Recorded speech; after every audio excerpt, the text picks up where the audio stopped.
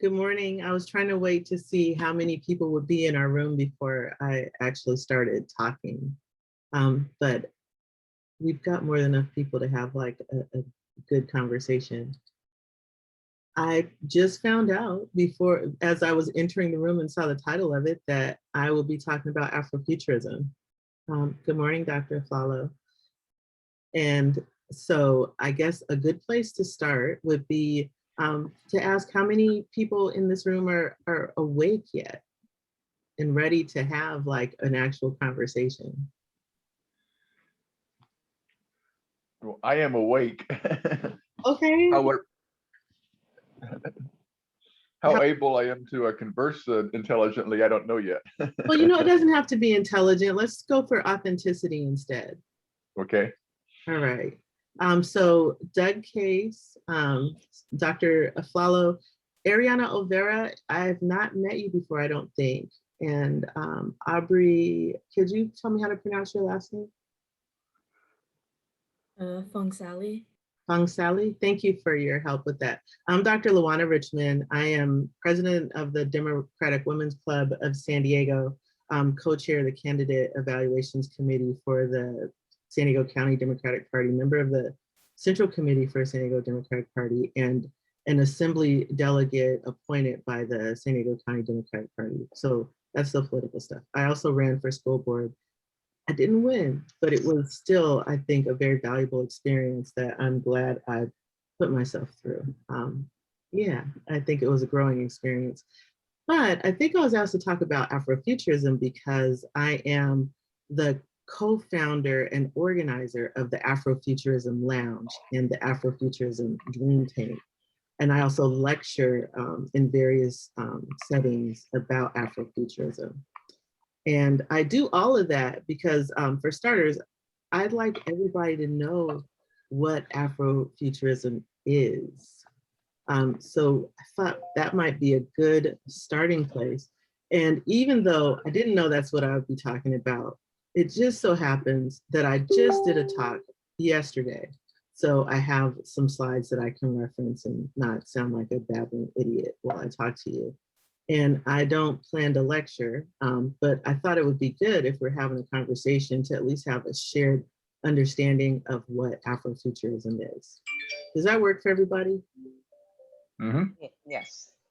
So before I tell you what I know, maybe it would help if I have an idea of kind of where people are in terms of what they think it is, so that I don't bore you with stuff that you already know.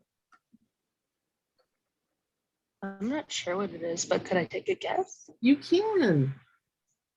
Could it be like the potential of the African American communities in society, like the potential for growth? Okay, that is a very, very excellent guess, I must say. Does anyone else have anything they'd like to add?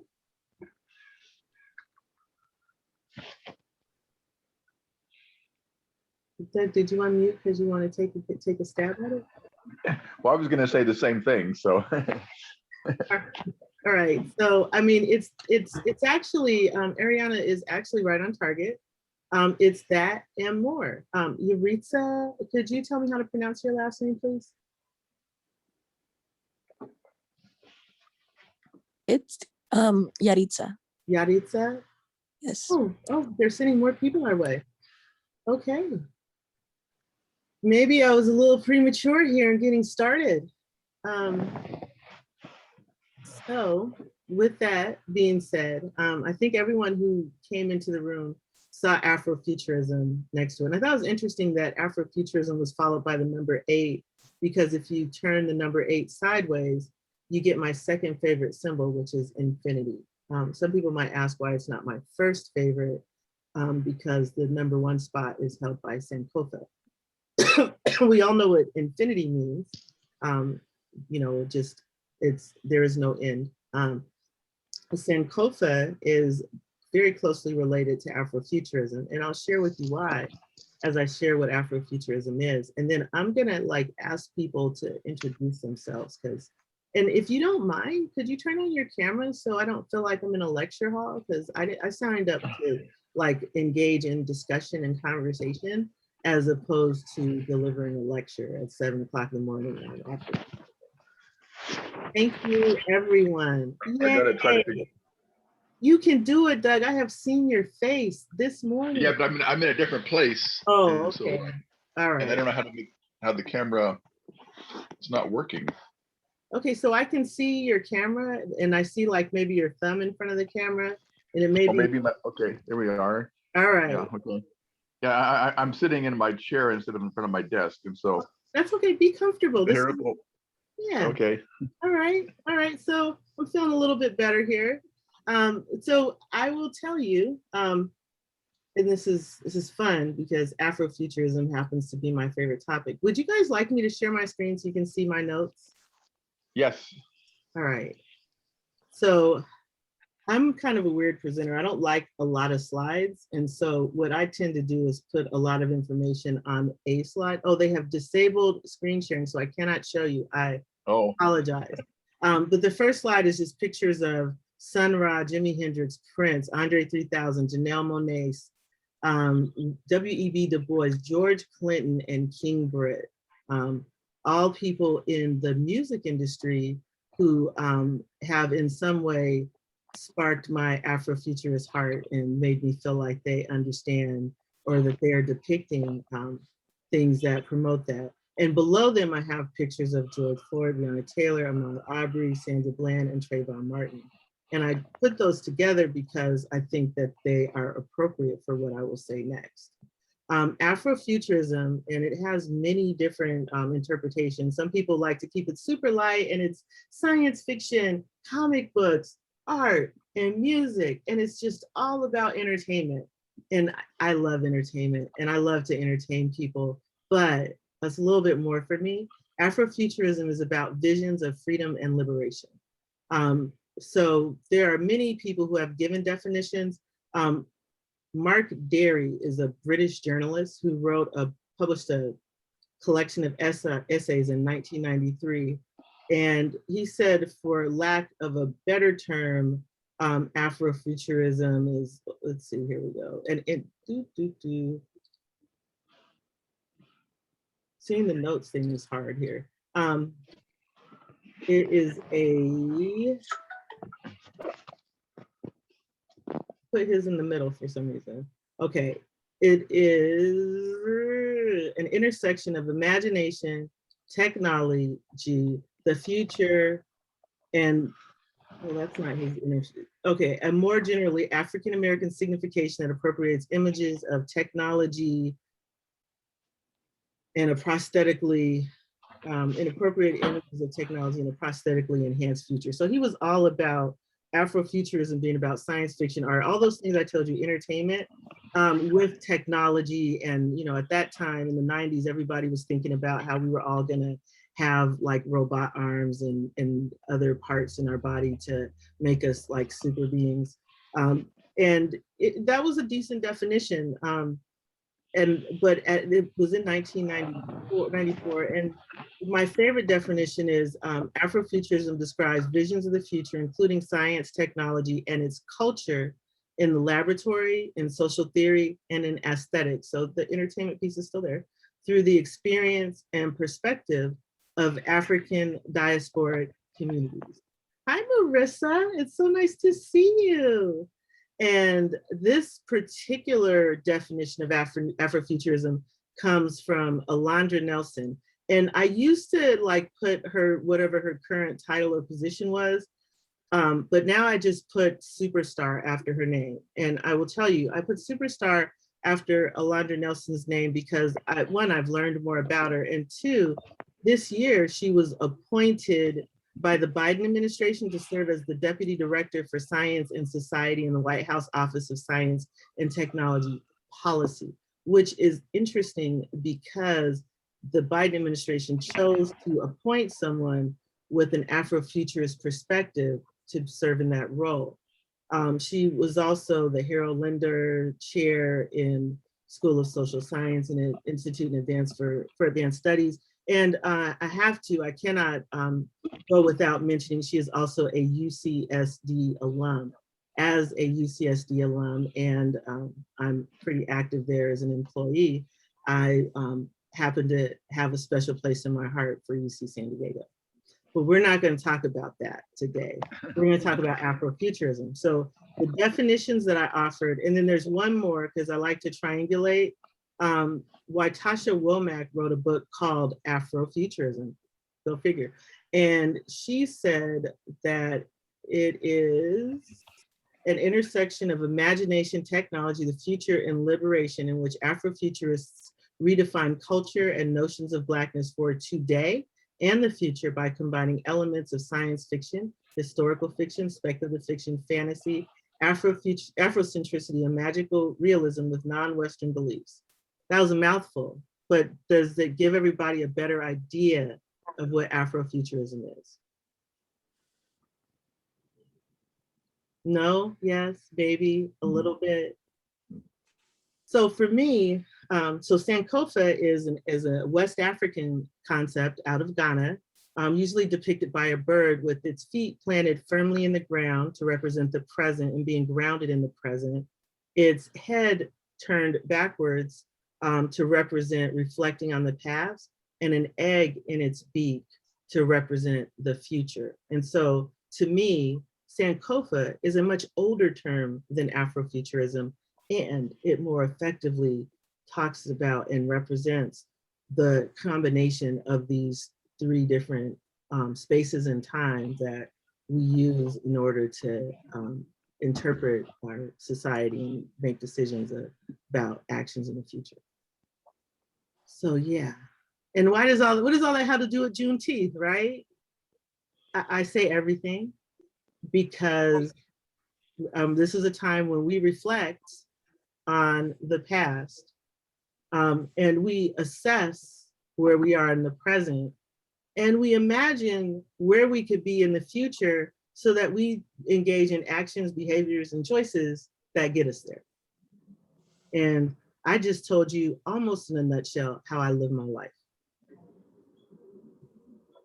So with that, Juneteenth is a holiday, and some people have heard me express some thoughts about that and what that signifies or not for African-American people. And today is a day of celebration. So today we shall celebrate, and I shall keep it positive, but through the lens of leadership and considering the centering of Blackness as opposed to the marginalization of Blackness when thinking about the future, where do we go from here? And I use Afrofuturism as kind of a jump off point because Stephen Covey said, begin with the end in mind. And so that's the part where you use your imagination. So if you're not really big on imagination, this might not be a fun space. So can you tell me about yourselves? Because I don't know who I'm talking to. There are a few of you I'm familiar with, and some I'm less familiar with, and some of you I've never met and have yet to see your faces because your cameras are off. Who wants to go first? Where's the brave soul? This is not a room full of, thank you, Kevin. Hi, good morning, everybody. Happy Juneteenth, and my name is Kevin, Kevin Liu. I am brought here really, I've been working with Dr. Hood and Dr. Aflalo, and I really just want to learn more about the holiday. And I just looked up that Sankofa symbol. It's really cool. So apparently San means return, Ko means engage, and Fat means bring it here. So I am learning a lot already. And I think earlier you mentioned that new director for the Office of Science and Technology, Eric Lander, is that right? So Eric Linder was the name of the chair that she used to hold, but she's the deputy director of science. Oh, I see. Okay, yeah. I was trying to look up information on that. And her name is Alondra Nelson. So Alondra is Alondra, and I put superstar after her name because she's. That's awesome. Yeah, see, I already have two things to look up. So I'm here to learn and very excited to be here. Thanks for having me. By the way, I love your earrings. Oh, thank you. Those are great. All right, it's nice to meet you, Kevin. Nice to All meet right. you. So that wasn't so bad, right? So who's next? I can go next. Thank you. Hey, everybody. My name is Ariana, and I am actually a student at San Diego City College. And I also looked at that symbol. It is beautiful. But yeah, I'm just happy to be here. All right. Okay, we're getting there. Emily, are you reaching to unmute? Yay! Yeah, my name is Emily. I do a lot of work with the Democratic Party. Locally, I'm the Director of Administration, and then at the state level, I'm the parliamentarian for the California Young Dems. And I think I've attended every Women of Color Roar breakfast. Wow, kudos. And weren't you president of the Democratic Women's Club at some point too? Yes, back in like 2015, 2016. And so I follow in her footsteps. Oh. Zoom is always fun because you have to like go in the opposite direction of where you're trying to go. All right, who's next?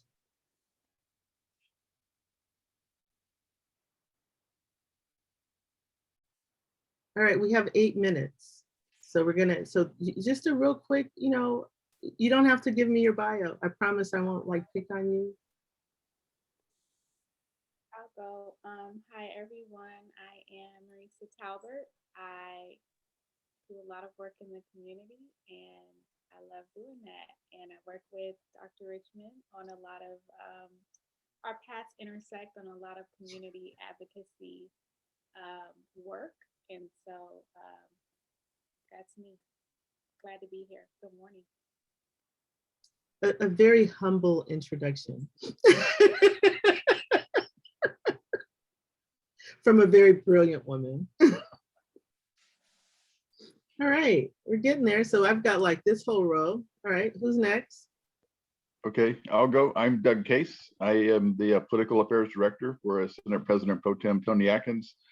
I've been involved in Democratic politics for decades, and I'm retired from San Diego State University. And I serve on as the first vice chair of the city's Commission on Police Practices. Oh, thank you so much for your service. Yeah, it's a challenge. Yeah. All right, we're getting there. Come on, y'all, we can get through this and then maybe say a couple of other things besides our names if we once we get past introductions. We can do this. I don't mind going next. Can you hear me? I can hear you. Hi, I'm Cheryl Kern, and I'm a vice president of diversity, equity, and inclusion with a major furniture manufacturer. I'm glad to be with you all today. I have no political background, but I'm interested in learning so much today. All right, well, thank you so much for being here. And I'll put an asterisk next to no political background, because if you are a vice president in a major company, you have had to learn to navigate politics in order to get to where you are. I'm presuming at least that is the case. Who's next?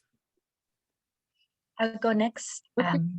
Hi, everybody. My name is Nao Kabashima. I am Executive Director at the Karen Organization of San Diego, serving refugees from Burma.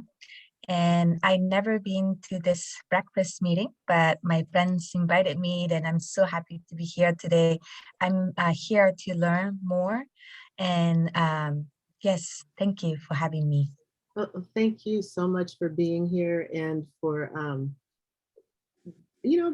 this being your first roar. I hope you have a wonderful time. And I look forward to when you get to experience what it's like in person. All right, we're getting there. Got a couple people. Aubrey, are you getting ready? I thought I saw a little bit of bravery starting to like simmer in your skin. I can go. So good morning. My name is Aubrey Fongsali, and I'm actually an incoming high school junior, and this is my first time coming to this event. All right, well, thank you so much for being here. I think, let's see here, we're starting to run out of people. Am I gonna call on some more people or is somebody gonna unmute and start talking? Yay. Yep. Hi, good morning. I've been to the War breakfast 2 times before. I'm really excited that they managed to get the Zoom War off this time. Really looking forward to participating. I'm not politically active.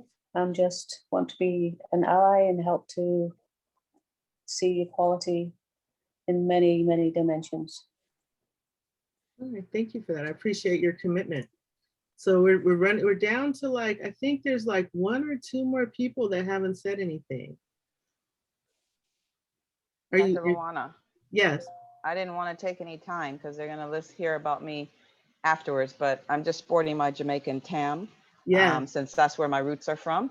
And just want to say good morning to everyone. I'm Dr. Susanna Flalo. I'm the medical director of Alliance Health Clinic that takes care of refugee and asylum seeking people that come to San Diego, and looking forward to the program. Glad to have you all here. Okay. It's always good to have you in the room. I just feel better when you're around. All right, so we've got a couple more people. If you don't want to say anything, I'm going to give you an opportunity to not introduce yourself, but we're at the end of introductions. We had one person that just came in the room and another person who's been here. And so we almost made it through everybody, I think. Not going to pick on anybody, but if anyone, thank you. Yes, I can go ahead and introduce myself. Sorry, everyone, I'm late. My name is Inaya Abdul-Mateen, and I'm a current student at Maricosta College. I found out about this conference from the summer 2021 Democracy Summer 2021 Fellowship.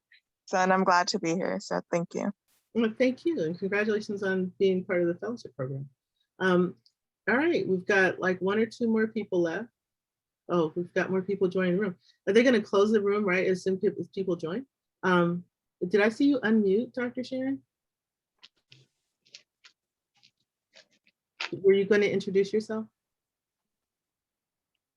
Good morning. Good morning. You're out on your walk. No, actually, they're doing more work on the yards. Oh, wow. I'm Dr. Sharon Whitehurst Payne, and I found out about this, I guess, yesterday or the day before. Suzanne, when did you send me that note? Anyhow, I joined it then, and I'm interested in finding out what this is all about. And congratulations to Suzanne and the winners. All right, well, thank you for being here. So I think I'm running out of time, but anyone else like to introduce themselves? Because I think it's important that we know who we are. And if we were in person, we'd be able to do that. Okay, I can go, like really quick. So my name is Yaritza. I found out about this program. You guys actually reached out. I'm just happy to learn about it. And just be involved a little bit more. Okay, so we have made time. They're putting people in rooms in time for you to get the last 1 minute. So I'll just say in summation that I encourage people to explore the concepts of Sankofa and Afrofuturism. And if you like, you can hang out with me Labor Day weekend at the Jackie Robinson Y, where I'll be doing my annual Afrofuturism Lounge, which some people describe as a Black Comic-Con.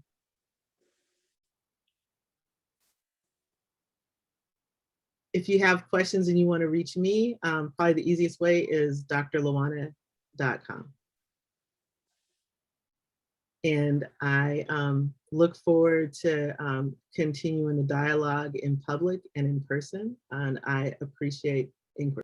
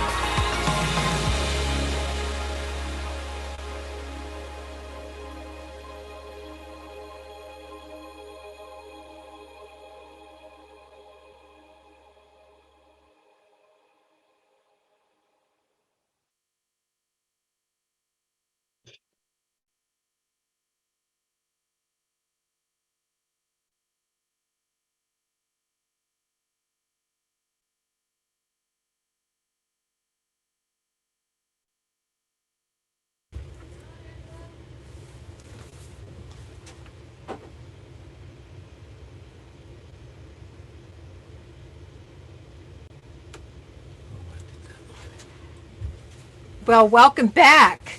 For those of you that are just joining us, this is Angela DeJoseph, and happy Juneteenth, everybody. We are happy to be together today, and it's hard to believe that this is our 4th annual Woman of Color Roar Breakfast, and it started as an idea, and and it was about celebrating Black women, elected officials, and being able to encourage young women of color to run for office and be in public service and be able to get in the pipeline and learn how to do it.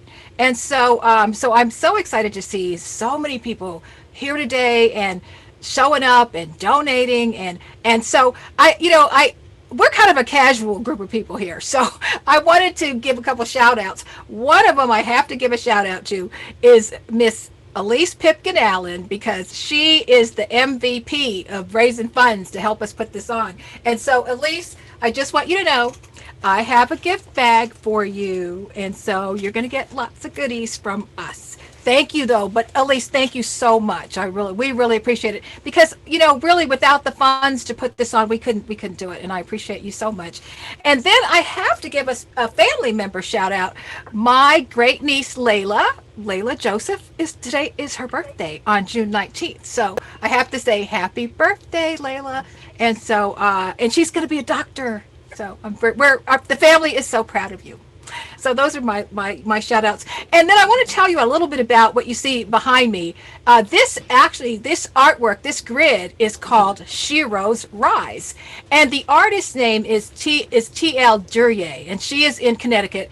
And she paints portraits of powerful women, like Hillary Clinton and RBG. And she also paints these powerful women of color. And so I asked her, you know how I am. I was like, well, can you put all the Black women together for me? And so she did. And that is what this grid is called, Shiro's Rise. And so we have merchandise, we have T-shirts, we have cups, we have bags. And so you can order, and we have the link. So if you'd like to order Shiro's Rise merchandise from her, she generously donates to us. Last year, she gave us 20 wonderful posters that she painted of Harriet Tubman to give out to all the schools in San Diego. So please support her. She is our supporter.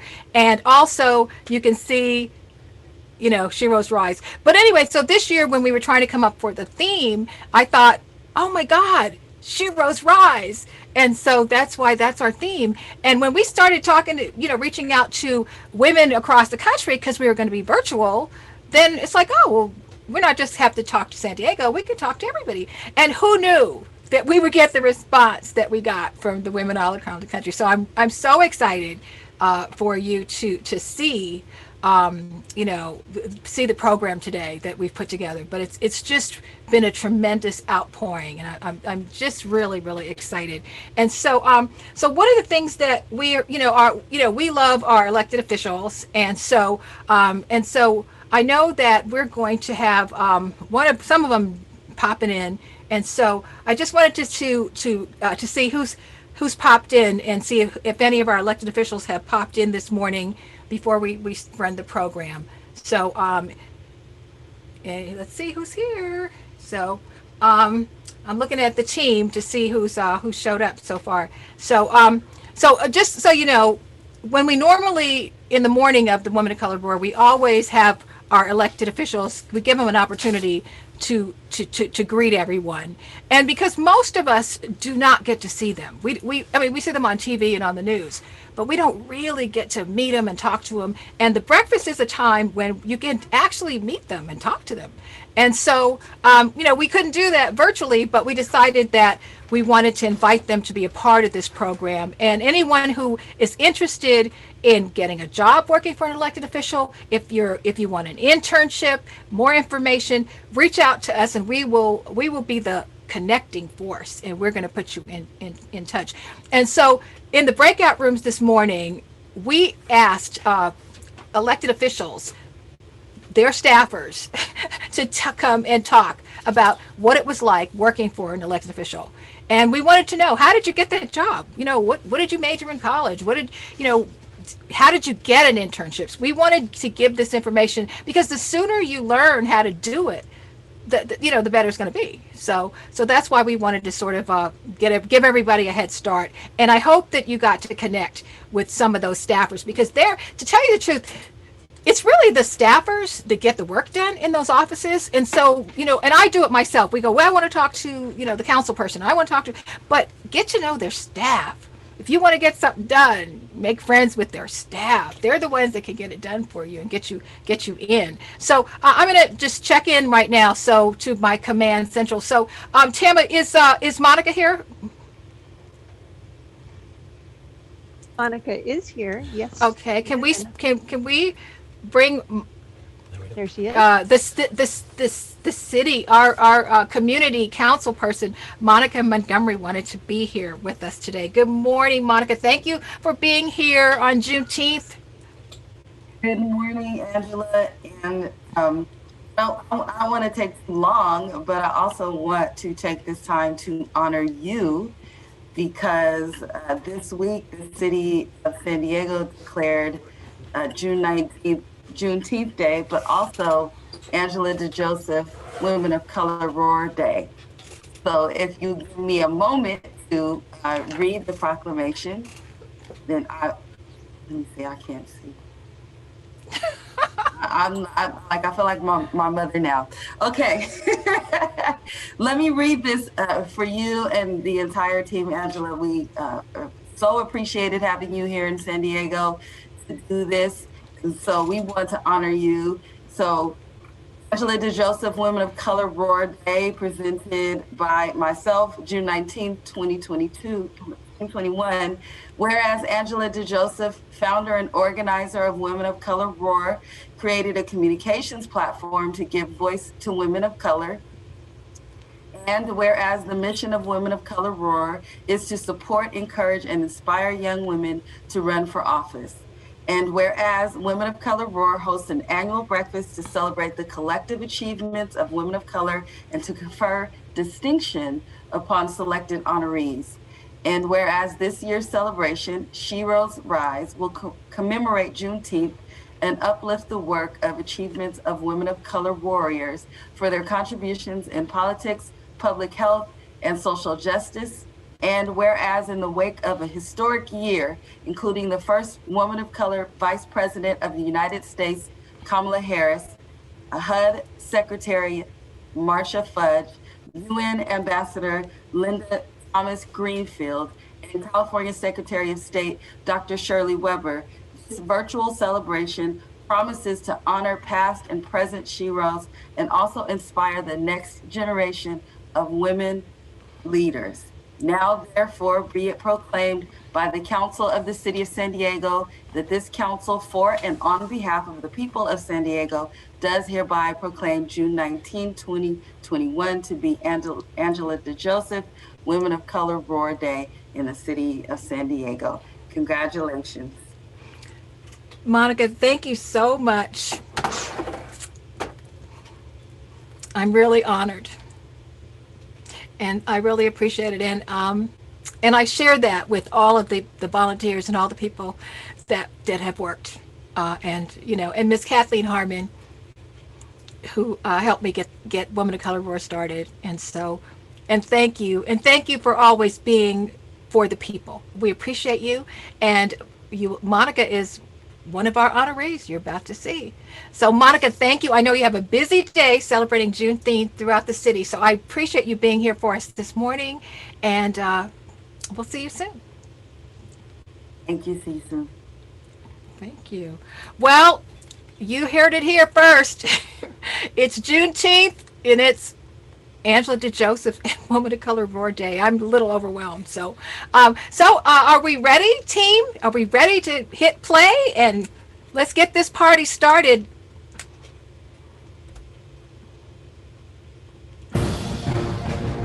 Now, coming to you from the beautiful city of San Diego, California. Welcome to the 4th Annual Women of Color Roar Breakfast with your host, Angela DeJoseph. This year's theme is Sheroes Rise, a virtual celebration of women trailblazers, elected officials from San Diego and across the country, with special appearances by San Diego Mayor Todd Gloria, California Secretary of State Dr. Shirley Weber, Los Angeles Congresswoman Maxine Waters, Atlanta Mayor Keisha Lance Bottoms, DC Congresswoman Eleanor Holmes Norton, San Francisco Mayor London Breed, and many more. And featuring a special tribute from Vice President Kamala Harris and our celebration of this year's Hero of the Year, Stacey Abrams. Plus, celebrity appearances by Cheryl Lee Ralph and Jennifer Lewis. The 4th Annual Women of Color Roar Breakfast is sponsored by Blue Shield of California Promise Health Plan, San Diego Gas and Electric, California Senate President Pro Tem Tony G. Atkins, and the San Diego Foundation. Welcome to the 4th Annual Women of Color Roar Breakfast. I'm your host, Angela D. Joseph. We started this event to celebrate Black women elected officials and encourage young women of color to run for office and pursue careers in public service. This has been an extraordinary year for many reasons. We want to acknowledge those who lost loved ones or had their lives upended due to COVID-19. Our hearts are with you. The Women of Color Roar 2021 theme is She Rose Rise. We normally hold this event in person on the first Saturday in Black History Month, but this year we are virtual and intentionally convening on Juneteenth. Juneteenth is a day we commemorate freedom from the bondage of slavery, but it is also a day we celebrate the golden opportunities that lay ahead in our future. Each year we invite local high schools and colleges to nominate future leaders to attend as our special guest. This year we have 108 San Diego students joining us and students from learning institutions throughout the country. We asked women of color elected officials to share personal stories of the women who sewed into their lives, their sheroes, and the response was phenomenal. Get ready to hear from leaders from local city councils to major city mayors. And in the spirit of Amanda Gorman, throughout the program, we will bring you the finalists in the Women of Color Roar Poetry Slam. And as with our tradition, we will start by giving gratitude. Our co-founder of Women of Color Roar, Ms. Kathleen Harmon, will bless us with prayer. Thank you, Angela. As a tradition, this is our annual affair, and without the grace of God, we would not attempt to do anything. And we're asking that you right now will bow your heads in prayer, and let's give honor to God who have made it possible that we are able to come together in unity and harmony. Bow your heads, please. Oh, gracious Father God, we just thank you for another opportunity to seek and serve you as women of color, as you have allowed us to come together. We just thank you, God, for everybody who has participated, all our sponsors, everybody who had made this event possible. We thank you, God, for the spiritual gift that you have given each one of these beautiful women and allowed us to have such a great event this year. Oh God, we thank you. In Jesus' name we pray, amen. Thank you, Ms. Harmon. Now we will hear from groundbreaking, newly elected representatives, starting with the new mayor of San Diego, Todd Gloria. Thank you, Angela. I am proud to be with you today to wish you all a happy Juneteenth. I would like to take a moment to congratulate Angela DeJoseph and Kathleen Harmon on the 4th Annual Women of Color Roar Breakfast. Although we are not sitting at the Jacobs Center together as we have in years past, it is still a pleasure to be a part of this wonderful event. To the teachers with us, I commend your dedication as educators during this difficult year away from your classrooms. To the students, I look forward to hearing your poetry and seeing your artwork. I hope the remarkable elected officials you see here today can open your eyes to the possibilities for your own future. Your voices matter, and I encourage you to keep inspiring others, just like the women we're honoring today. This year's theme, Sheroes Rise, is a fitting description of the Women of Color Roar's 2021 awardees. Congratulations to my friend Stacey Abrams on her much-deserved Woman of Distinction Award.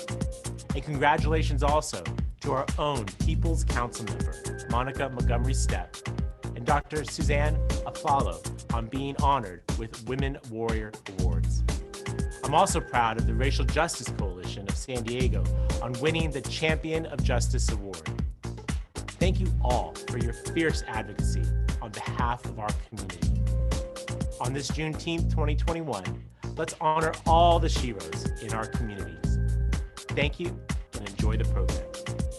Good morning to everyone attending today's 4th annual Women of Color Roar Breakfast, and happy Juneteenth. I am Dr. Akilah Weber, Assembly Member for the 79th Assembly District. As one of your newly elected state representatives, I want to thank Angela DeJoseph for inviting me, and to all of the organizers who helped make today's event possible. I am pleased to be amongst so many phenomenal women leaders who are committed to making change in our communities. This year's theme, Sheroes Rise, is a reminder of the examples we set for other women. One of my biggest sheroes is my mother, Dr. Shirley Weber, who held this seat before me as the Assembly Member for the 79th District, and now is the first African-American Secretary of State in California. I am continually inspired by her as a mother and as a leader, and I am humbled to carry the torch in the state legislature. Public service is at the heart of what I do and what I instill in my children. Giving back is not an option. To the young woman in attendance, you too can be a shero for other women. We are looking to you as the next generation of leaders. Thank you for having me this morning, and cheers for another successful event. Good morning and hello everyone. Thank you so much for having us here today. My name is Nora Vargas and I'm the Vice Chair of the San Diego County Board of Supervisors, proudly representing South County. Welcome to the 4th annual Women of Color Roar Breakfast, whose mission celebrates African American elected officials and encourages young women of color to run for office and pursue careers in public service. I am here today to proudly recognize Women of Color Roar as a Live Well San Diego partner. In 2010, the County of San Diego Board of Supervisors adopted the Live Well San Diego vision, not only to work to improve the lives of residents, but to unite all sectors of county government to bring about positive change. Live Well San Diego is a vision for creating a healthy, safe, and thriving communities, and the partnerships we build are vital to achieve this. The County of San Diego strives to create an environment that not only supports a healthy lifestyle, but a high quality of life for every single resident. Live Well San Diego's vision would not work without partners that have a strong sense of community, inclusivity, and equity. For San Diego to thrive, we need to have supportive communities with sustainable relationships to others, collectively working towards a more equitable San Diego. Women of Color Roar has given a voice to over 300 high school and college-age women of color and seeks to increase the number of women of color that engage with and serve in public office at the local, state, and national levels. Women of Color Roar provides events, educational forums, scholarships, mentorships, and internships that connect young women of color to opportunities that will support and prepare them for careers in public service. Women of Color Roar is committed to continuing to advance Live Well San Diego well into the future, and it's embracing strategies of this vision to improve the health and well-being of everyone in San Diego County, leaving no group behind. Be it proclaimed by the San Diego County Board of Supervisors on this 19th day of June 2021 that we commend Women of Color Roar for its outstanding service and leadership and commitment to health and wellness of county residents, and do hereby declare this day to be the Women of Color Roar Day throughout San Diego County. Good morning, everyone. I'm Congresswoman Sarah Jacobs, and I'm so honored to be with all of you this morning, especially on Juneteenth as we celebrate the emancipation of the last enslaved African Americans. I'm always grateful for this day and the poignant reminder of each of our responsibility to disentangle racism and the roots of colonization from our systems, institutions, and culture where they sadly still thrive. This is my 4th Women of Color Roar breakfast, but my first as a member of Congress, so this year is especially meaningful for me. Thank you to Women of Color Roar Media for hosting this celebration, and thanks especially to my friend Angela DeJoseph, who has spearheaded this event every year. Before COVID, this breakfast was always held on my birthday, and I have to say I really missed being with you all back in February, so it's great to be together again. This year's theme, Shiro's Rise, is so fitting. Year after year, Women of Color Roar has welcomed young women leaders to the conversation, giving them a seat at the table and the chance to see themselves in their elected leaders, and hopefully as their elected leaders. As the youngest member of Congress from California and the third youngest member of the 117th Congress, I've seen firsthand how important it is to have young people and diverse perspectives informing the policies that affect our lives. So, for any young people considering running for office or serving your communities, know this. You don't have to wait. There is no perfect time or perfect candidate. Throughout history, we've seen that change really happens when young people get involved. Whether that was the civil rights movement, the LGBTQ+ rights movement, or what we're seeing right now on climate change and gun violence and Black Lives Matter.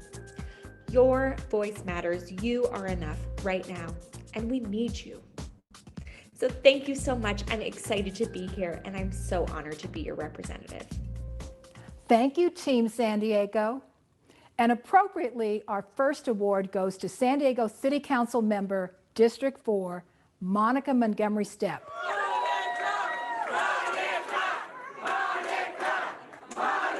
The people have spoken.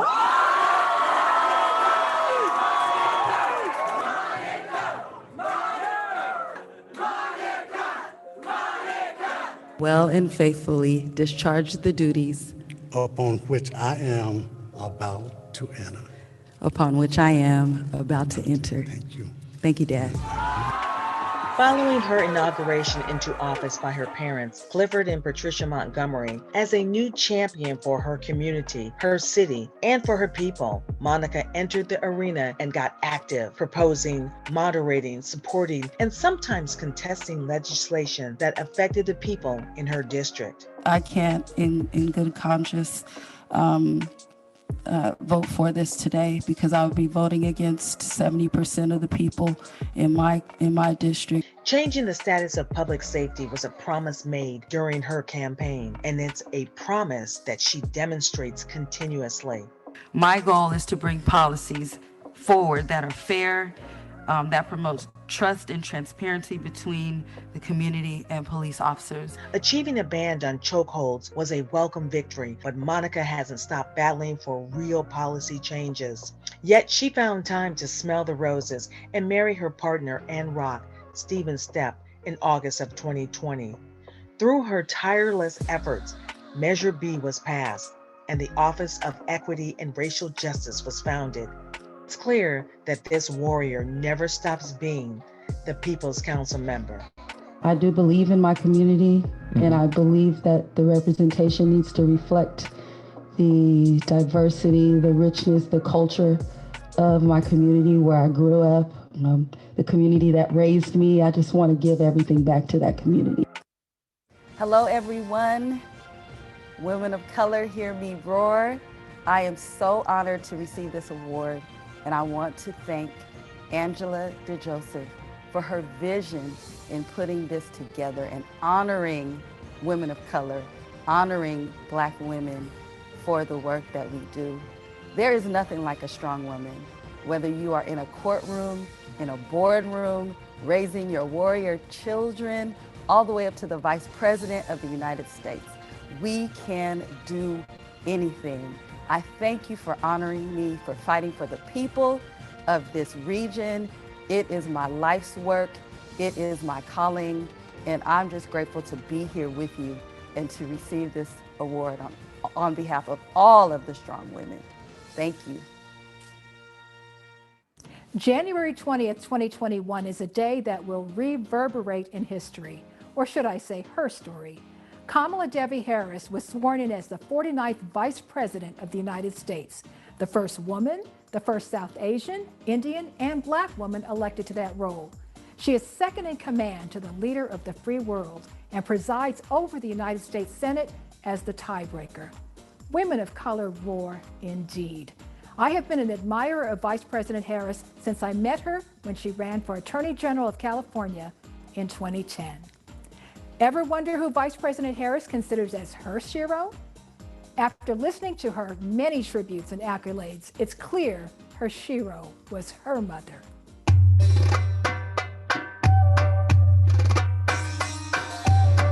When my mother, Shamala, stepped off the plane in California at 19 years old, she didn't have much in the way of belongings, but she carried with her lessons from back home.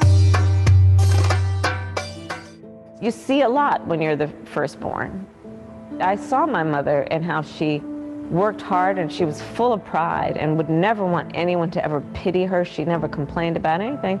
But I also knew how she suffered. I knew how she stayed up late at night trying to figure things out. She was a brown woman with an accent.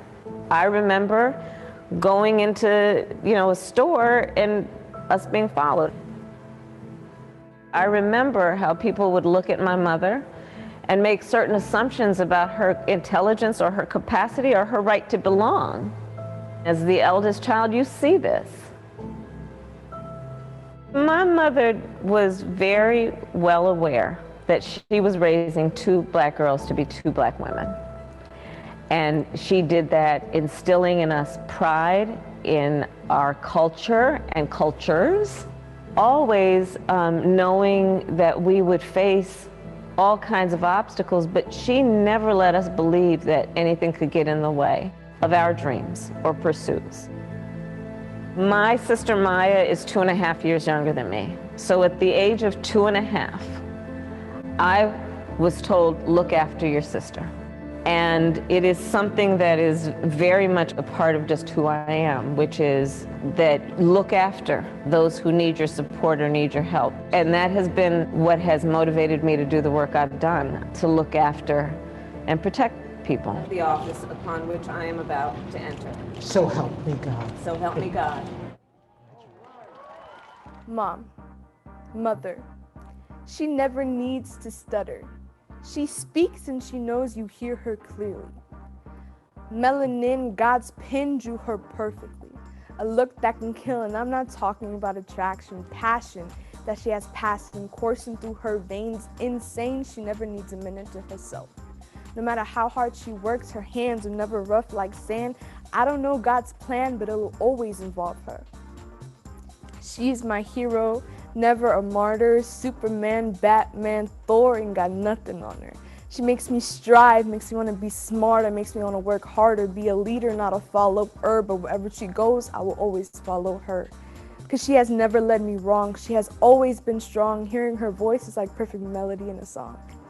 Mom, mother, there will never be another. There is us and then there is the other. Look at us standing hand in hand like we are on promised land. No one will ever understand everything you mean to me. The number of people who compare to you is 0. Thank you, and you will always be my hero.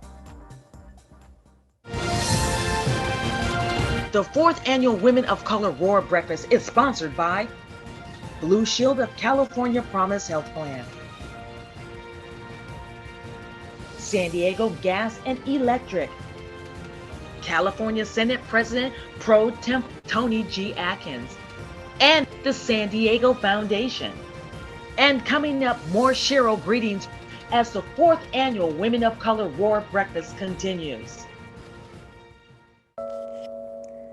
Black women have knocked doors, organized, broken glass ceilings, stood strong in our collective moral compass, fought for our communities, championed our values, and won elections.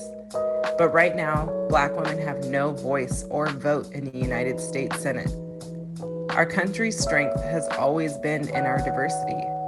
This Black History Month, we are saluting the Black women who made that hope possible. Those who turn magic into reality and dreams into wins. Our voice matters, our work counts. Join the call to see a Black woman in the United States Senate.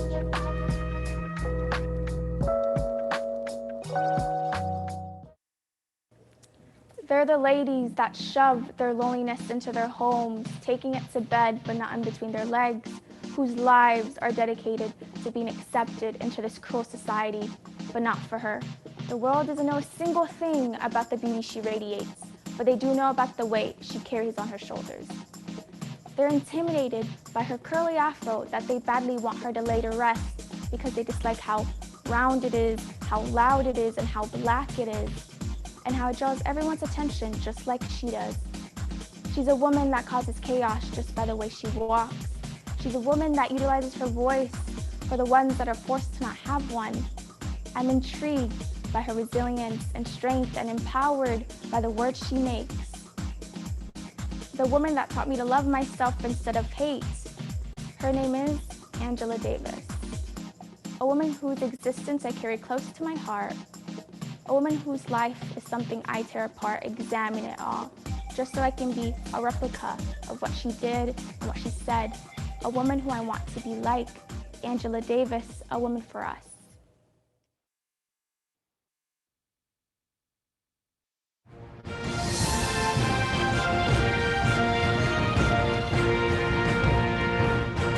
Welcome back. Now we'll hear from more elected officials about their sheroes. Hello, I'm Atlanta Mayor Keisha Lance Bottoms, and I'm fortunate to stand on the shoulders of so many incredible and inspiring women. But I would have to say my personal shero is my late aunt, Ruby Doris Smith Robinson. It was on the campus of Spelman College, right here in Atlanta, that she made the decision to use her voice to change the world. She became involved in the Atlanta student movement to push for integrated schools. She later joined the Student Nonviolent Coordinating Committee, known as SNCC, where she eventually became the executive secretary, the only woman to serve in that capacity. She joined fellow students and people across the world in demanding fairness and equality.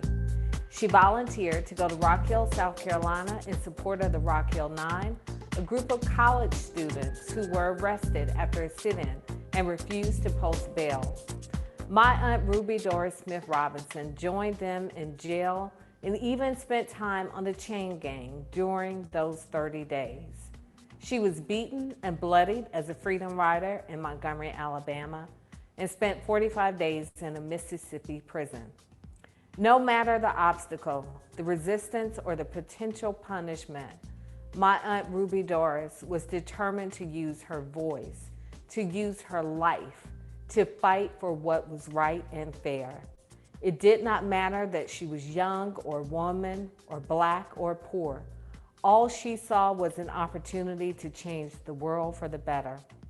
She knew that she had the power to lift up her community and change the world. She just had to have the courage to do it, and she did. She was bravery, compassion, and service in action. I think of my aunt Ruby Doris often. Her legacy is a constant reminder of the power of a determined, compassionate, and courageous woman, and I find strength in that each and every day. Hello, I'm California State Controller Betty Yee. Welcome to the 4th Annual Women of Color Roar Breakfast. I'm happy to be joining you this Juneteenth morning. Congratulations to all of today's awardees, and special greetings to all of the young women attending today who are interested in careers in public service. I am hopeful, reflecting upon your service, contributions, and desire to make a difference in the lives of others. Supporting aspiring women leaders is very important to me, as I know firsthand the importance of having someone invested in your success. Although I've been blessed with many role models in my life, my mother, who recently had her 98th birthday, is my shero. As someone who grew up poor, a daughter of immigrants keeping the books for my parents' laundry and dry cleaning business, her dedication and perseverance inspired me to endure and strive for greater things. My shero taught me the fundamentals of ethics, hard work, and truth to self. Her example helped me develop a sense of leadership and purpose. It has guided my own personal journey and shaped my perspectives. I am most grateful to my mother for her teachings and wisdom to believe in oneself, which have anchored me during these uncertain times. Perhaps the biggest lesson we can take away from the COVID-19 pandemic is the recognition that each of us is essential to the other. I hope all of you consider the lessons of your own sheroes and how you can set an example by being of service to others. I extend best wishes for a successful event. To congratulate you on your 4th annual Women of Color Roar event and to congratulate this year's honoree, Stacey Abrams. My shero is Harriet Tubman, who risked her life time and again to free African Americans from slavery. No risk for me as I lead the fight for DC statehood. Still, Harriet Tubman inspires me to keep up the fight until the District of Columbia becomes the 51st state.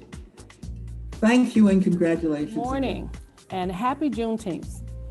I'm Dr. Shirley Weber, California's first African American to serve as Secretary of State. Let me begin by saying congratulations to the Women of Color Roar Media on your 4th annual breakfast. Wow, sheroes rise. And to Stacey Abrams and the Women Warriors honorees, I want to say congratulations to you. When I think of sheroes who inspired me, and I've asked to think of many folks who have, and I've had a lot of those individuals who are in my life who have been very, very instrumental. Many of them with names that you recognize because they're important people. But I also like to sometimes give a shout out to those that maybe you haven't heard about, because my life has been filled with so many sheroes that it's almost impossible for me to name them all. But I do want to call out one, and that's a woman who just turned 90 the other day, Eva Wilson, a person in this community who is a strong supporter of women and yet stands in the background so often and let us shine. I celebrate Eva because when I was struggling with my 2 children and trying to manage my career and politics and everything else, she was always there, taking care of my children, handling them when I could not be present, when I had to go out of the country. Eva kept them for 2 weeks and I knew they were well cared for and well loved. And it's that kind of support that women need so often to make sure that when they're running for office, when they're holding down important positions, that they have the strength and the love and support of the others that are there. And to this day, she still sends me notes telling me how proud she is of me as she celebrates her 90th birthday. I've had a lot of strong women in my life. Eva's one of them. But I could go on and probably name many of you in this audience who have been there for me, who've prayed for me, who've helped my children, who've always given me a word of encouragement. And whenever I felt like falling down, you were always there to lift me up. As a Secretary of State, you don't become the Secretary of State in this position without a whole lot of folks holding up your sky and making it you basically allowed to shine and to be a part of the sunshine. I want to thank you all. I want to congratulate all these women who are here today, and I want to thank those sheroes in my life who made me possible. Good morning and happy Juneteenth. I'm Congresswoman Stacey Plaskett from the U.S. Virgin Islands. Let me begin by saying congratulations to Women of Color Roar Media on your 4th annual breakfast, Sheroes Rise, and to Stacey Abrams and the Women Warrior honorees. When I think about the sheroes who inspired me, there are many to come to mind, but since you all are discussing warriors, I would point out the Queens of Fireburn. These are women in the Danish West Indies before the Virgin Islands became part of the United States, who organized, who were labor insurrectionists, who were fighters for fair wages, better living conditions. They organized the people on the island of St. Croix together to rise up against their oppressors and to fight for their beliefs.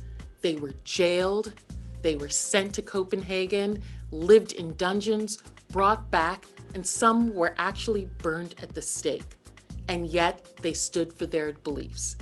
Those are the kind of women that I know fight for our ancestors and fought for us and are still alive today.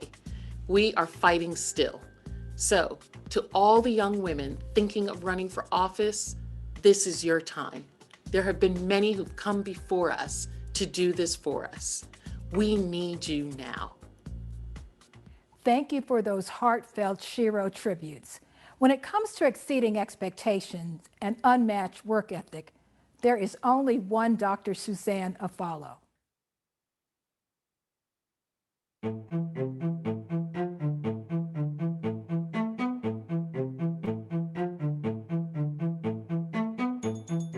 Over 2 decades of healthcare as a family physician in California from Los Angeles to San Diego, while focusing for volunteerism on the Southeast community. After an award-winning career, Dr. Afalo retired in 2015 from her primary practice, but not from her mission to raise the importance and awareness of healthcare in underserved communities.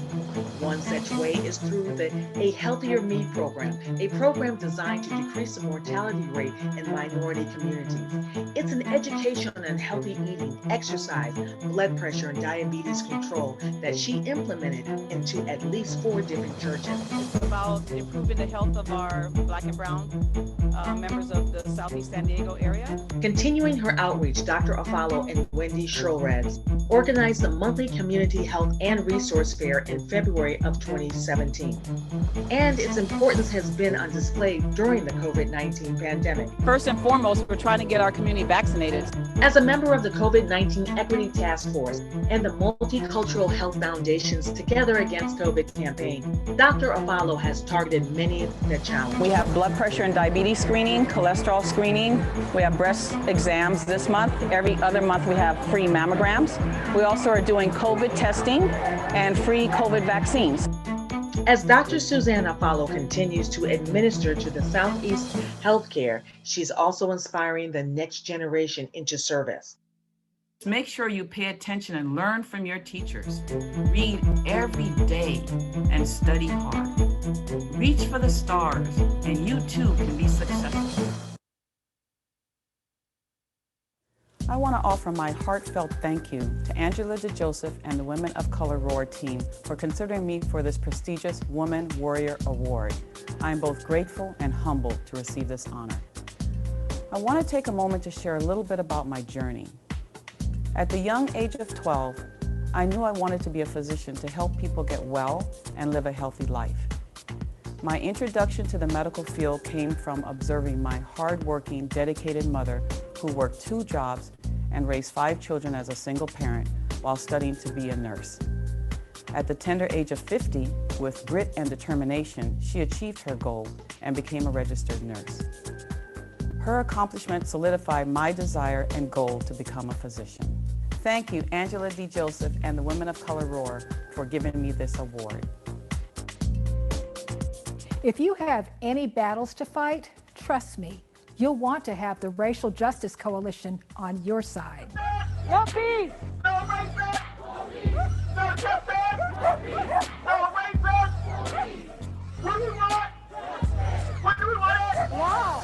The Racial Justice Coalition of San Diego was founded by Buki Domingos to form a cohesive multiracial alliance that would fight together for true justice.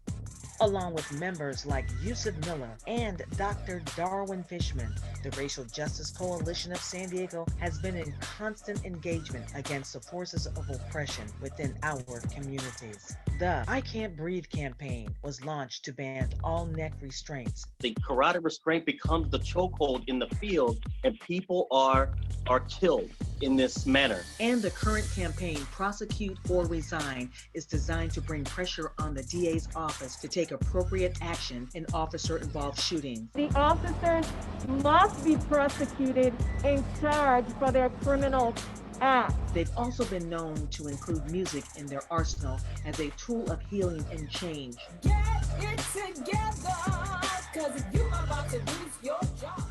On the 23rd day of June 2020, the Racial Justice Coalition of San Diego was recognized by the San Diego County Board of Supervisors with their own day for their service to the community and recognition of their influence in achieving a ban on chokeholds in San Diego. With coordinated strikes in the streets like marches and caravans, to appearing on panels and providing support for other events, these warriors for justice continue to sound the alarm and move into action. We continue to have families being shot in the streets 8 counties of San Diego. If you don't know the Alfred Longo, if you don't know the girl McNeil, if you don't know the people here, the Raul Rivera, the Guido Vitale, if you don't know these names, you're actually doing a disservice to this movement. What do we want? What do we want? Wow. Thank you so much to the Women of Color Roar Breakfast for this Champion of Justice Award 2021. The last year has brought along a lot of challenges, and we have seen uprisings in the nation and here in San Diego as well. We are honored to be chosen for this award this year. And on behalf of the Racial Justice Coalition of San Diego, we say thank you. Hi, this is Cheryl Lee Ralph, and I'd like to tell you about my Shiro, my mother. I'm an immigrant's child, and my strong Jamaican mother wanted nothing but the best. The best for her children, and for her children to be their best, especially me, her first and only daughter. My mother encouraged me, good, better, best. Never let it rest till your good is better and your better best. Strong, wise, wonderful, loving mother who inspired me to be the woman I am still becoming. I wish we all had a Shiro like that. Thanks, Mom. The 4th Annual Women of Color Roar Breakfast is sponsored by Blue Shield of California Promise Health Plan, San Diego Gas and Electric, California Senate President Pro Tem Tony G. Atkins, and the San Diego Foundation. Coming up, more Shiro greeting and more Women Warrior Awards as the 4th Annual Women of Color Roar Breakfast continues. Good morning and happy Juneteenth. My name is Malia Cohen, and I'm a member of the California State Board of Equalization. And I just stopped by to say congratulations. Congratulations to the Women of Color Roar Media on your 2021 Shiro Rise Breakfast. I also want to acknowledge 4 extraordinarily talented honorees, Stacey Abrams, Monica Montgomery, Dr. Suzanne Offalo, and Congresswoman Park Cannon. Each one of you represent what is best about our community, and thank you for the countless contributions you've made to change the trajectory of our country and our community. I also want to acknowledge that for over the last 4 years, this very breakfast, under the leadership of the amazing Angela DeJoseph, has celebrated Black women and encouraged young women of color to run for office and seek careers in public service. Your mission is important during this very pivotal moment of equity movement. I want to also acknowledge that for over 4 years, you have been diligent in bringing us together. Thank you, Angela. I'm reminded of some remarks by the great philosopher W.E.B. Du Bois. He said so eloquently, "There is no force equal to a woman determined to rise." And with that, I will close out by saying our ancestors and our children are counting on us. So thank you. My name is Malia Cohen, and I'm forever grateful. Hi, everybody. It's Jennifer Lewis. I'm down here in Antarctica, and I see the ice melting, like with my own eyes. So climate change is real. Destroying the planet wasn't part of the deal. The kids are gonna need clean air. So we can't sit on our asses like we don't care. Climate change is real.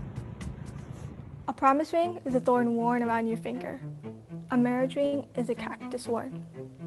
Making yourself happy shouldn't cost the body, innocence, or purity. The prize of competition is comparison. The thief of joy, isolation, fear. When we talk about equal rights, we want to talk about equal viewings, interpreting and seeing stories of victims as a fact, rather than a deceiving of evil, whereas evil is everywhere if you choose to see it. When I look at men in public and I'm alone, I ponder on the chess table in my head against fear. How do I win? A woman's true love is not a man, in fact, it is her girlfriend's. They tell me I'm a star. They tell me I'm a queen. They tell me that my body is mine. I can dominate my body. I can dominate my voice. These affirmations is my motivation to silence my evil. That is a ticking bomb going off.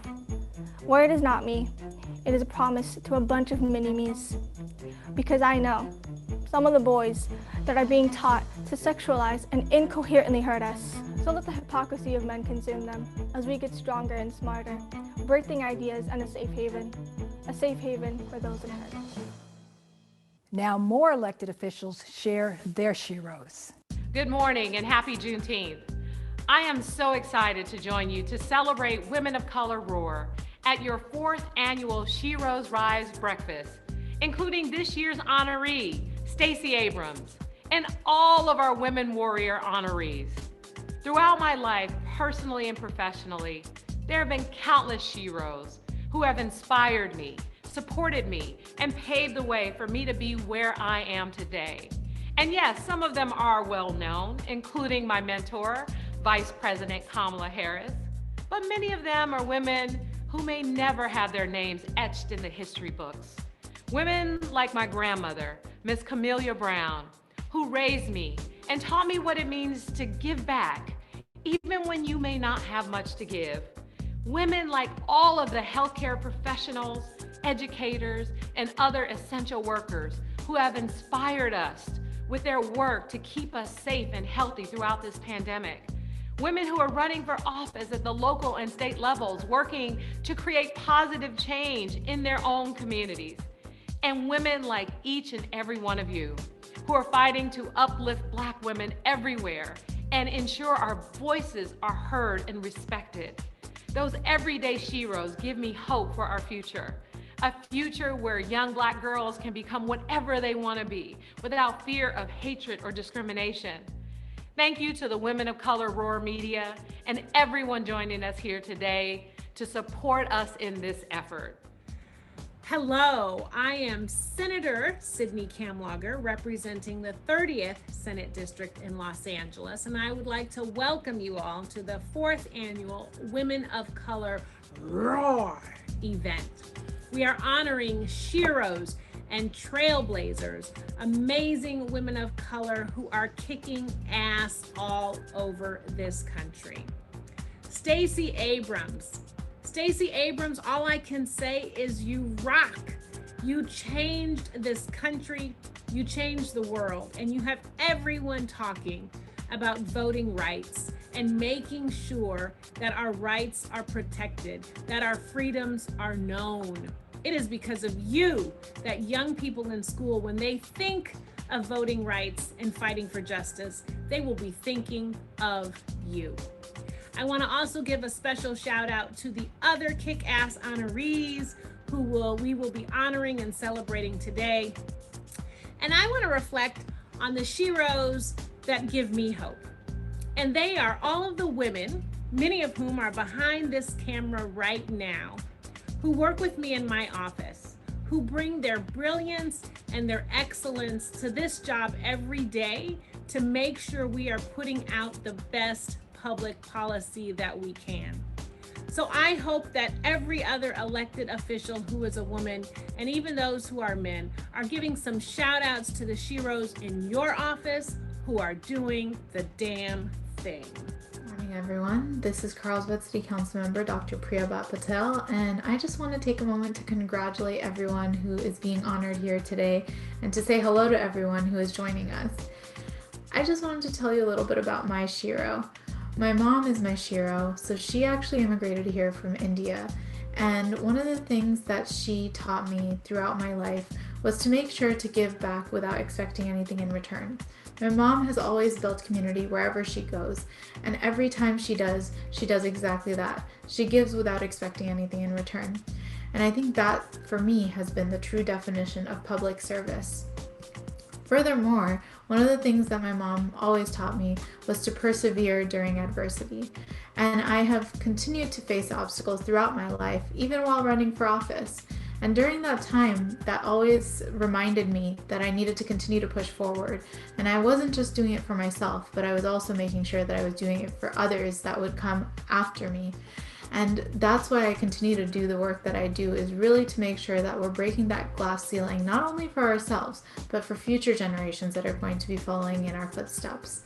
And that really brings me to one of the coolest things that we were able to do with the lessons my mom taught me, was to make history here in the county of San Diego, electing me as the first Indian American woman to be elected to the city council. And also, if elected to the state legislature, will be making history by electing me as the first Indian American woman to be elected in the history of California to our state legislature, and the first woman of color to represent this particular district, which is really, really exciting. I really hope that we'll be able to do this, because this is not only something that I want to do for future generations, but for my child, who is someone who needs to see representation at the table that looks like him, and also for future generations after him to be able to feel like they have the opportunity to do whatever they set their mind to. And for those of you out there that are looking for your Shiro, I hope you are as lucky as I am. My mom has really bestowed upon me many different lessons, and the two that I shared with you today are some of the most near and dear to my heart. Good morning, everybody, and happy Juneteenth. I'm Lauren Underwood, and I'm proud to be the first woman and the first Black person to represent Illinois' 14th District, and the youngest Black woman to ever serve in Congress. And as our Vice President says, I may be the first, but I'm determined not to be the last. That's why I'm so excited to be speaking to you at the 4th Annual Women of Color Roar Breakfast. I'm a steadfast advocate for more young people, and especially young women of color, to run for the chance to serve their communities. Wherever you are on your personal and professional journey, you already have so much wisdom, experience, and insight to offer. I know that when Congress doesn't represent the diversity of the American people's backgrounds and experiences, we can't do a good job of representing their perspectives and advocating for their needs. The same goes for your city council, your school board, your state legislature. In all places where decisions are being made, you belong and your voice has value. Unfortunately, wherever you go, there will always be people who will try to silence you, devalue you, and push you out of those places where you and I belong. When that happens, I encourage you to think of one of my personal sheroes, Congresswoman Shirley Chisholm. In 1968, she became the first Black woman ever elected to Congress. She embodied public service, fighting for early childhood education, food stamps, and an end to the Vietnam War. When she ran for president in 1972, her campaign slogan was "Unbought and Unbossed." Today, I want to urge all of you to be unbossed in your public service careers. When you meet those people who try to tell you where you do or don't belong, it's time to think of Miss Shirley and be unbossed. I need you in this journey with me. Thank you, and please take good care of yourself. Good morning and happy Juneteenth. I'm Congresswoman Sylvia Garcia of Texas.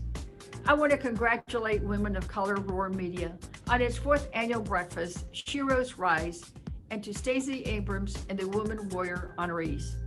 As the first Latina ever to represent the Texas 29th Congressional District, I know the importance of supporting young women and to be able to connect with leaders who inspire change. When I think about the Sheroes who inspired me, there are many who come to mind, but it was Barbara Jordan who was an early role model. I always admire her eagerness to speak up and make her voice heard. Watching her work first as a state senator here in Texas, then as a member of Congress, it inspired me to become a lawyer and to run for office. I was blessed to know her and work with her campaign here in Houston. Her tenacity, her passion for the rule of law, and her love of country continue to inspire me today. To all the young women thinking of running for office, this is your time. We need you. You can do it. Si se puede. Thank you and God bless. Thank you. When we talk about Sheroes, we have to think about the shoulders we stand on, the women who cleared the path so that we could walk in their footsteps. It's kind of a nice marriage to be able to kick off Black History Month and be the first African American in 170 years to basically be the Secretary of State of California. When I was elected as the first African American woman to go to the legislature, it was a big shock to the legislature. They didn't even know whether I would be able to use the bathroom with the other two women who were there. There had never been a member of Congress to have a child while they were serving. So obviously it was big news. This is the story of two extraordinary African American women who have so much in common. To list all of their firsts and their political inventory would take us an hour. But Yvonne Brathwaite Burke, the first African American woman to represent the West Coast in Congress, and current California Secretary of State Dr. Shirley Weber, have one more thing in common. Both of their daughters, Autumn and Akila, decided to follow the trails blazed by their mothers.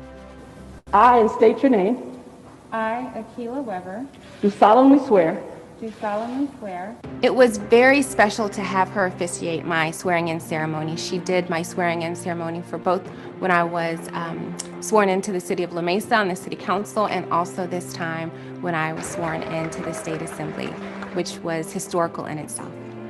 Having Dr. Shirley Weber be the first Black woman as Secretary of State in California is very important, because what it tells us is that no matter who you are, no matter where you come from, you can achieve great things. We wouldn't be here at all if it wasn't for people like my mother. We all stand in her light, and that was only possible because my mom did the hard work and took the blows that came with being the first. It is never easy being the first, but my mom does everything with grace and love and dignity. But I'm very proud of the fact that she's my mom. She not only became my best friend, but my first teacher and my true teacher of who I am and who I became.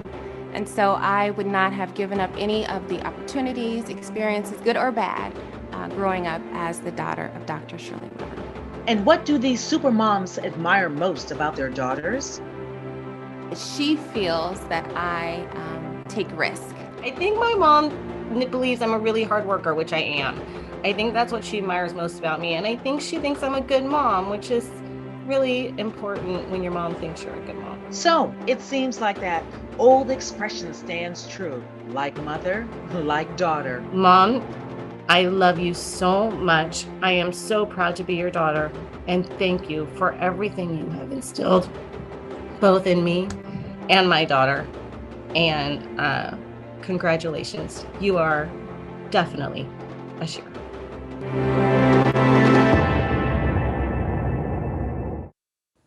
When we saw Georgia State Representative Park Cannon arrested for knocking on Governor Kemp's door, we knew she was our Woman Warrior of the Year. It was the knock that was heard across the country. State Representative Park Cannon is finding herself in the middle of the controversy after she was arrested at the state capitol last night. She has been charged with felony obstruction. Are you serious? No, you are not. No. She's not under arrest. The then 29-year-old Georgia State Representative Park Cannon, the youngest woman ever elected to office, arrested just for knocking on Governor Brian Kemp's door, where he, surrounded by a team of all-male colleagues, signed the controversial Election Integrity Act into law, a law that Cannon and other legislators say is a throwback to Jim Crow. Why are you arresting her? Tell us now. Why are you arresting her? Sign it. Give me a reason why you are arresting her.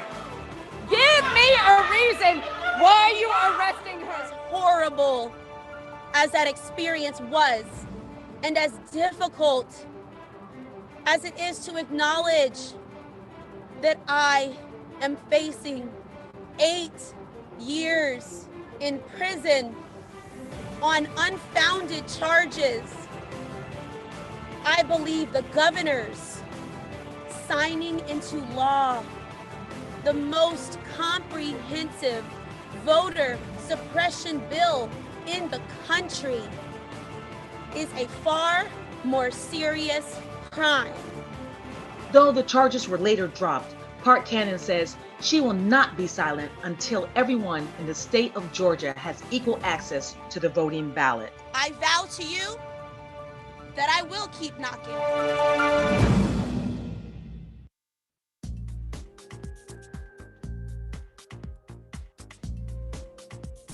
Good morning, everyone. I am State Representative Park Cannon, and I proudly serve Georgia House District 58 in Atlanta. I have the honor of being named one of the Women Warriors of the Year. Thank you, Angela DeJoseph, Kathleen Harmon, and everyone involved for this distinguished honor. I also want to say congratulations to my friend and mentor, Stacey Abrams, for receiving the Woman of Distinction Award. Thank you for all of your knowledge and support over the years, as you are more than deserving of this honor. Also, I just want to say congratulations to the other recipients of this award, Monica Montgomery Stepp and Dr. Suzanne. Thank you for all of your hard work and continuing the fight for justice. This last year has had some difficult times. We had to live through a global pandemic, constantly witnessing police brutality, and having to fight against the disenfranchisement of voters. Throughout all of this, women of color have continued to fight and have been on the front lines of these battles for equality. Women of color continue to be more than willing to put our whole selves on the line for the advancement of all people. And even though it has been hard to continue, I say we have to remember to keep organizing, to keep marching, and to keep knocking until everyone is free. Thank you very much and have an amazing rest of your day. It suddenly changed when she moved to an unfamiliar country when she turned 10. All the things she used to do were forgotten. Things were not the same like they used to be. Her confidence went from 100 to 0. When she turned 13, she promised herself to be self-assertive. She is now again active and impressive. She gained interest in arts, science, and community organizations. A young lady who is amiable, ambitious, courageous, and gorgeous. A young lady who is confident and persistent. A young lady who will soon be a woman and inspire a lot of girls around her. She is me. I want to take this moment to share with you a bit of little-known history about the unexpected connection of two sheroes. And I am talking with Dr. Richard Joseph, who happens to be my brother. And it's interesting because my shero is my mother.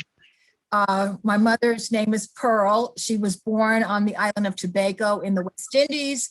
And this is a woman who grew up little, but she always gave everything that she had away. She always shared everything she had. My mother was a giver, and she gave regardless of her circumstances.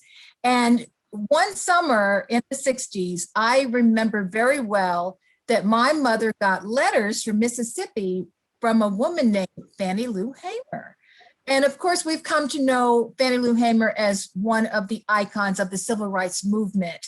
And my mother befriended Mrs. Hamer because her son, Richard, was there in Mississippi with Mrs. Hamer, and my mother sent care packages down to Mississippi for Mrs. Hamer. Mrs. Hamer was just absolutely an amazing person. We use the term, force of nature. Mrs. Hamer was a natural leader. When you mention about my mother, our mother communicating with Mrs. Hamer, I did not know that. But you said something here again when you mentioned about the care package. Because one of the first things I did when I got to Mississippi, quite frankly, it was extreme poverty.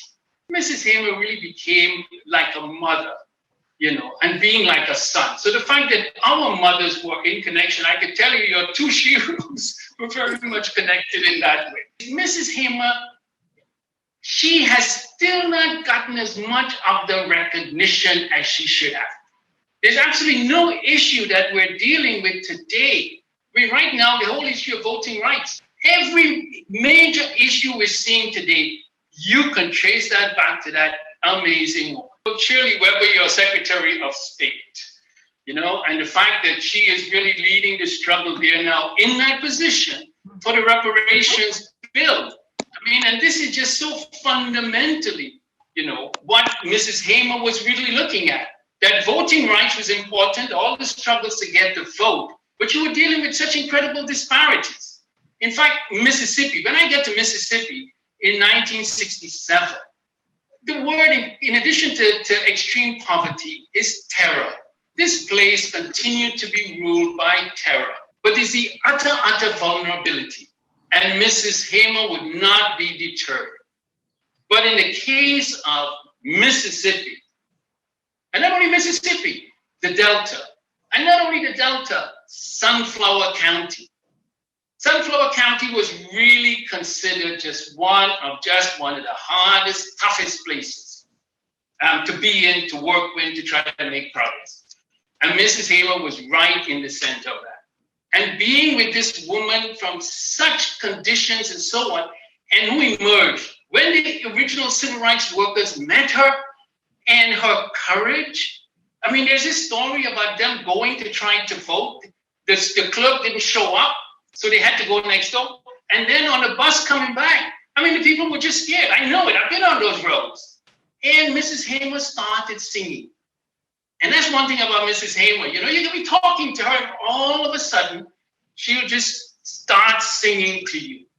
I mean, each year, the Women of Color Roar Awards Committee struggles to decide which of the many exceptional women to bestow with our highest award. This year, the choice was obvious: Stacey Abrams. Hey, oh, hey. Today, I announce the launch of Fair Fight Georgia, an operation that will pursue accountability in Georgia's elections and integrity in the process of maintaining our voting rolls. I'm living my life like it's golden. Please welcome Stacey Abrams. Stacey Abrams. Stacey Abrams. Stacey Abrams. Oh, Stacey Abrams. And I said, Stacey, this is over. She said, girl, let me pull over the side of the road.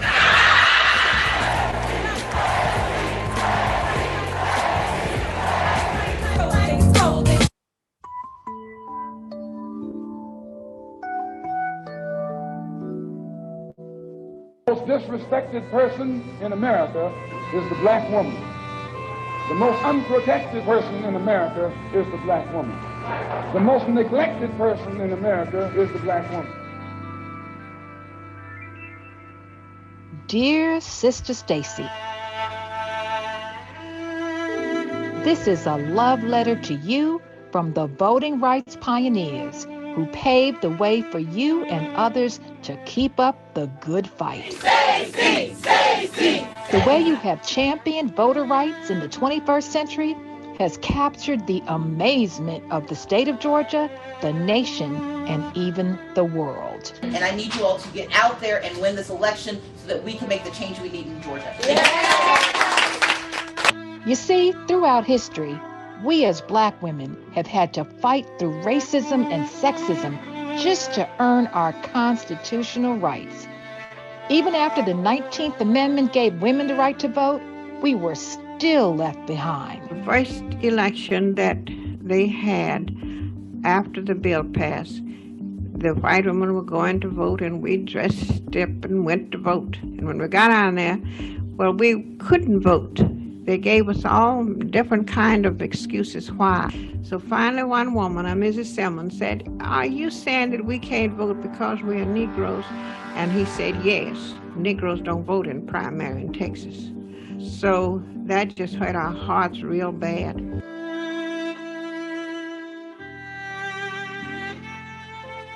For us, the right to vote was more than who wins and who loses. The right to vote symbolized that we are full citizens of the United States. But to do this, we often put our lives on the line. Is this America, the land of the free and the home of the brave, where we have to sleep with our telephones off of the hook because our lives be threatened daily, because we want to live as decent human beings in America?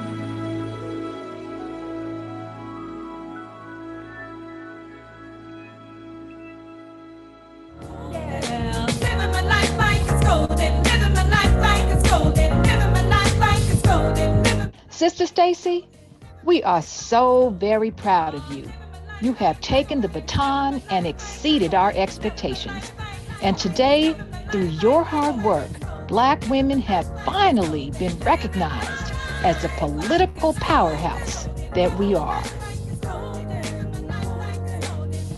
Electing senators, presidents, and yes, the first woman, Black woman, and woman of color as Vice President of the United States. These women and the generations that followed worked to make democracy and opportunity real in the lives of all of us who followed. So keep up the good fight, my sister. Keep getting into good trouble so that one day we will no longer have to take up this fight.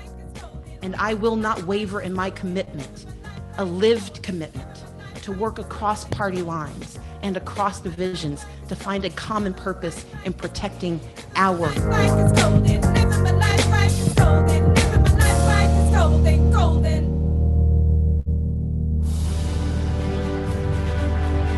That's our program for today.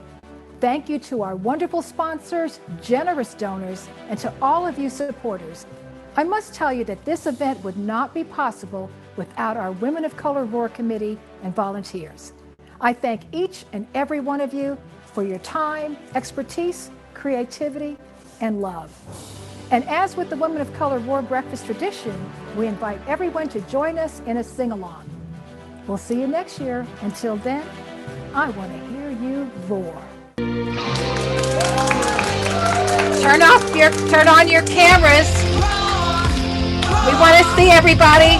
Sing with us. Turn on.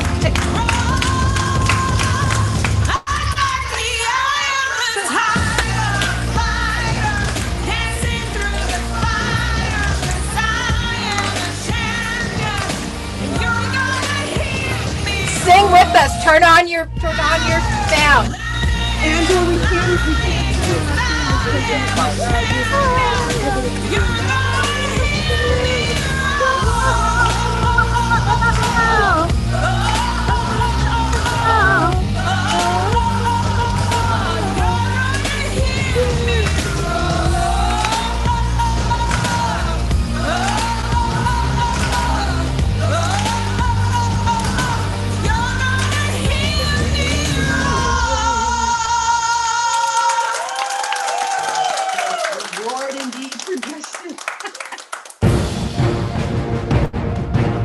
The fourth annual Women of Color Roar Breakfast with your host, Angela DeJoseph, was sponsored by Blue Shield of California Promise Health Plan, San Diego Gas and Electric,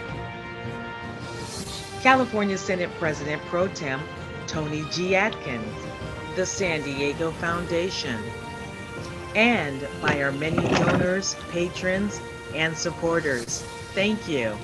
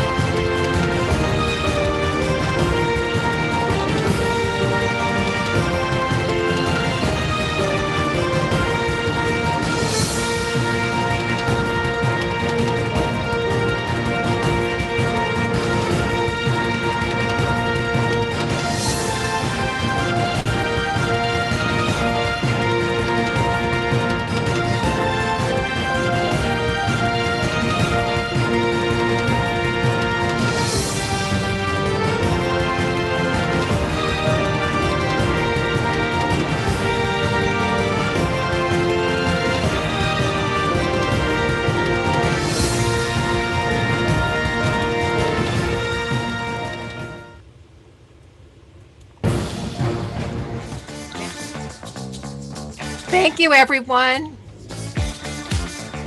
Thank you. Go to our website, womenofcolorroar.com, and click on the link. You will get our beautiful program. It's a keepsake. And thank you, everyone, for being here today. And we'll see you next time. It's new bliss.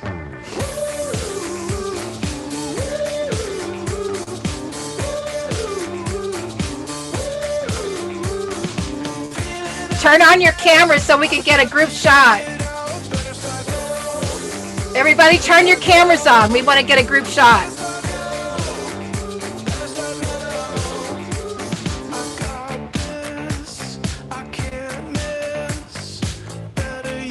Cameras on. Let's see you.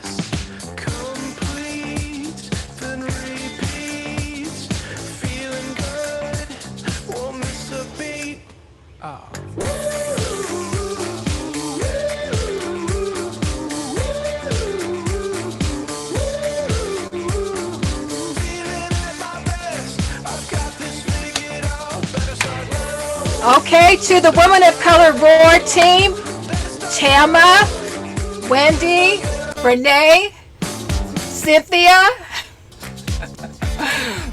Larry.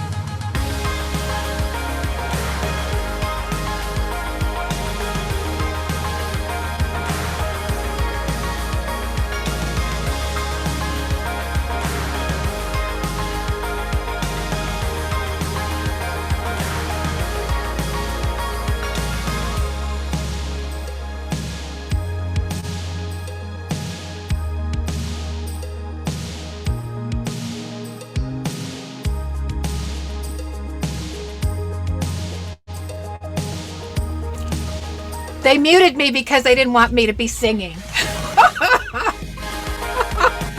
So I said thank you to the team. Thank you, Wendy, Tama, Cynthia, Sarah, Yvonne.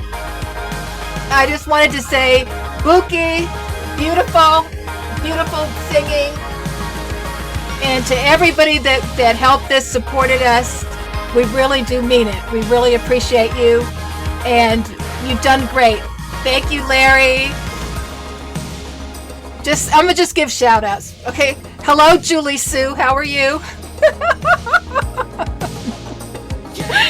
Oh my gosh, it's so great to see you. We Dad, hi. Haven't seen you in a long time. Sarah Jacobs, thank you for being here for your 4th. Should we be back on your birthday next time? Renee, thank you so much. You know, my buddies from Los Angeles, Angela Hoffman, for stepping in and doing the announcer duties for us. We really appreciate you. For everybody that took time off work and just gave everything they had. We left it on the field. Huh? Cynthia worked with those young poets. I'm so proud of you. They did good. They really did good.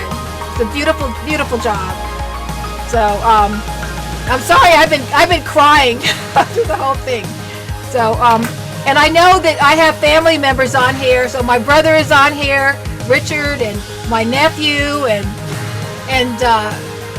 you know, this is the first time they ever got to see it because it was virtual. Normally it's in San Diego. So it's been really great, and everybody that helped out. And you know, behind the scenes, to Jeremy, we had a program. We got it done. And I know that nobody got any sleep the last few nights. So I just have to say thank you all so much. And make sure you go to the website and get the program. Is beautiful. It was designed by Chida Rebecca.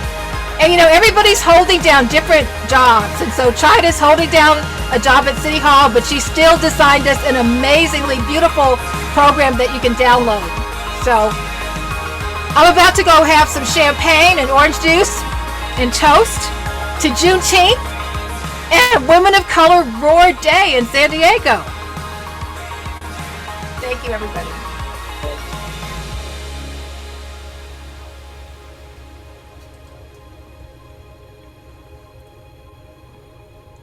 Thank you, Angela. Thank you for all the team.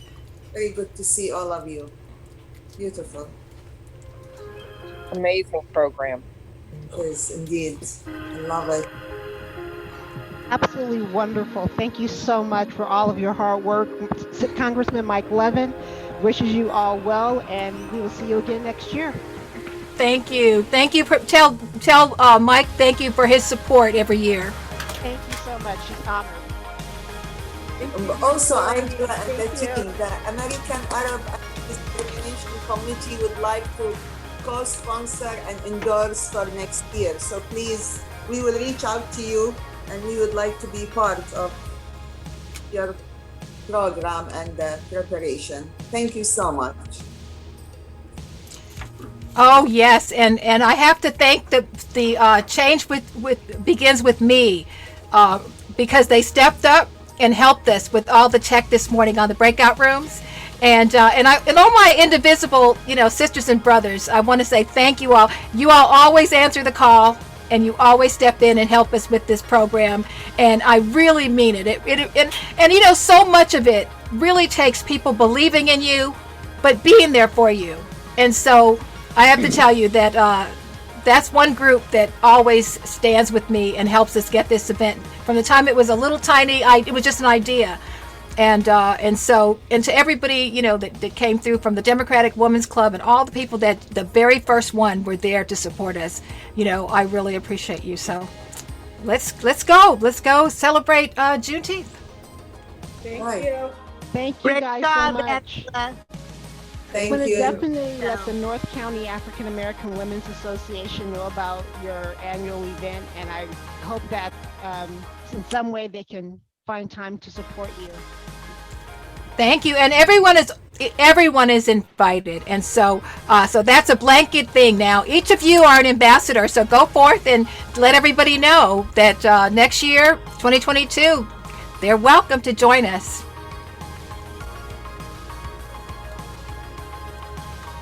Great job, Angela. Oh, thank you, Michelle. Thank you very much. And I know your breakout room was a hit. All the people and all of the staffers that stepped up to man those breakout rooms. I will thank everybody individually, just so you know. We do appreciate you, and the fact that you wanted to share what you know about and getting those jobs, and then the elected officials that are here with us that shared their knowledge. I mean, Sarah and Akila and so many more that actually participated today. And today's a busy day. It's a Saturday, and people are going to be in community today celebrating this. Juneteenth is a national holiday, and so spending your morning with us means something, and it's important. And I want to thank you to our interns too, Julia and Aria. You all, they have been trying to teach us how to use social media. We don't know how to do anything. So, they're like, you're supposed to click on the sticker on Instagram. I'm like, oh, I didn't even know it was a sticker. So who's interning for whom? This is our interns, so Julia and Aria. And so they're... No, I'm teasing you. I said, who is interning for whom? Oh, it sounds like for them. I'm teasing. That's okay. We know, and and that's why we know we want to prepare the next generation, and because we are ready for them to take over. They can take the baton now. so that's really important. So all right, I'm gonna go get my champagne. I'll see you all next time. Okay. All right. Enjoy it. Thank you. Okay. And thank you to my brother Richard for giving us that insider information you won't hear anywhere else about meeting Fannie Lou Hamer. See, now you all learned something you didn't know. All right, bye-bye. Bye-bye, Angela. Bye-bye, everybody. Congratulations. Wonderful. Bye, Barbara. So nice to see everybody. Tama, great job, Tama. I know how hard working you are. Love it. Thank you, Dad. Thank you, everybody. So happy to have you here this year. Okay. Bye-bye. I don't want to leave. Bye. Bye-bye.